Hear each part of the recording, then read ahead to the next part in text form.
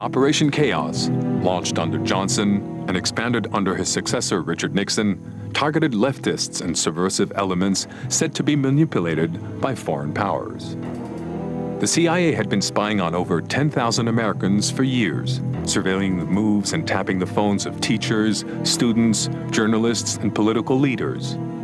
Special intelligence units broke into buildings, searched homes, and opened the mail of people whose only crime was disagreeing with government policy. Not just the CIA, but all of the U.S. intelligence elements were spying on our children. They were abusing their power. The FBI was investigating groups simply because of who the groups were and without any particular practical information about suggesting those groups were unlawful, engaged in unlawful activities or planning unlawful activities. And that was part of Operation Chaos. It was to disrupt any kind of protest, any kind of argument against the government's policies. And it was targeting the anti-war movement and those anti-administration journalists, a few of them, that were bugged. A lot of people became targets of this thing.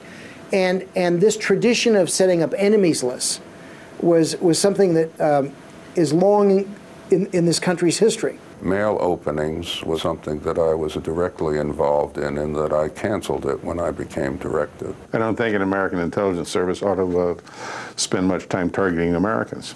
There is a difference between counterintelligence against terrorists and invading the privacy of your citizens. The agency had done this at the behest of the Johnson administration, and that those who were blaming the agency should have blamed President Johnson and his administration.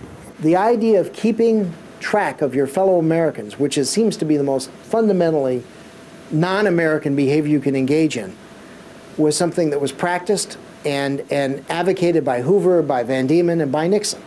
That's what they did. And Richard Nixon firmly believed it and made it part of his policy.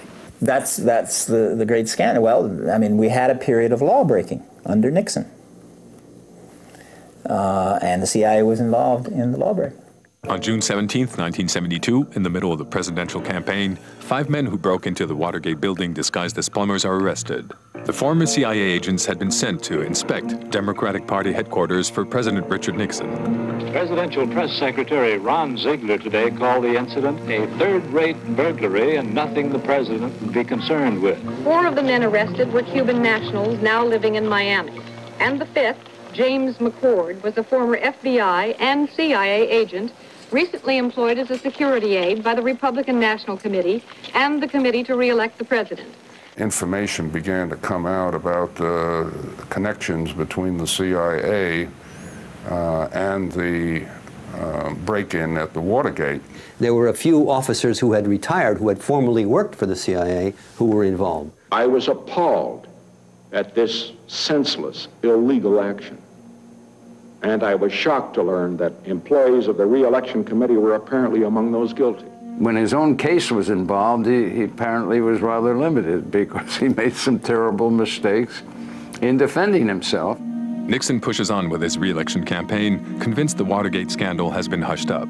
All the polls put him in the lead by a comfortable margin. But 2 reporters from the Washington Post have Nixon by the throat.